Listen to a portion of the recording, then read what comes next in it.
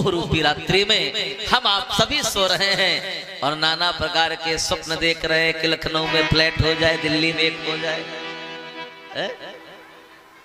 लेकिन प्यारे इससे जगना पड़ेगा हम आप। इसीलिए ये महात्मा लोग, पंडित जी लोग आते जगाने ही आते हैं।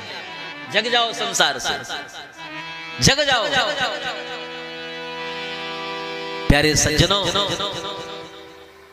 महाराज नारद बाबा ने कहा भक्ति से भक्ति, तुम्हारे ज्ञान और वैराग्य को मैं जगाऊं।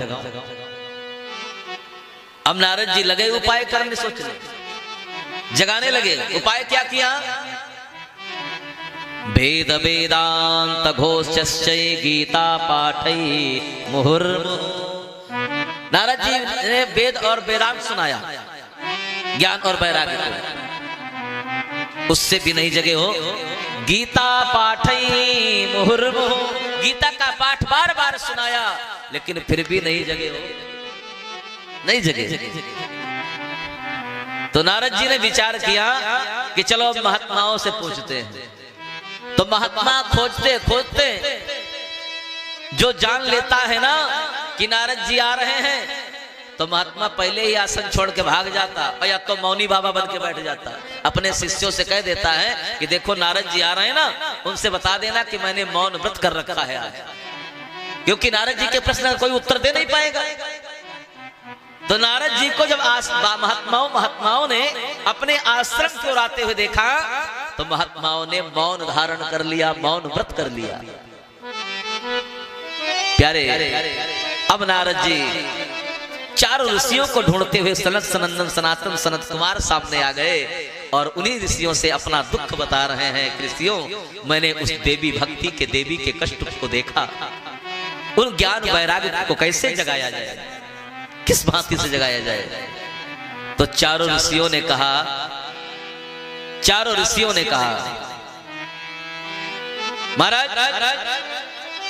महाराज नारद जी ने भक्ति को पहले आश्वासन दिया। भक्ति तुम्हारे, क्योंकि तुमने कहा है ना कि मेरे बालकों को जगा दीजिए, और संत तो वही संत जगाने ही आते हैं। संत अगर आपके द्वार पर आए हैं तो आपसे कुछ लेने नहीं आए हैं, आपको जगाने आए हैं, आपको कुछ देने आए हैं। इसलिए साधु ते होई न कारज हानि। अगर महात्मा द्वार पर आपके आए हैं तो आपको जरूर कुछ ना कुछ देने आए हैं। प्यारे बंधुओं, कुछ लेने नहीं आए हैं। साधु ते होई न कारज हानि।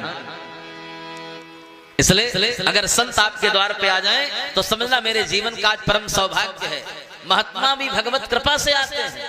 अब मोहि भा भरोसा हनुमंता, बिनु हरि कृपा मिलही नहीं संता। बिना ईश्वर की कृपा से, संत की कृपा से, परमात्मा की कृपा से संत नहीं मिलते। इसलिए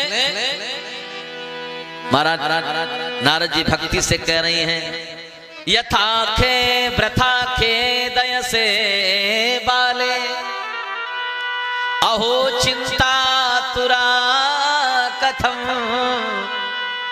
श्री कृष्ण चरणाम भोजम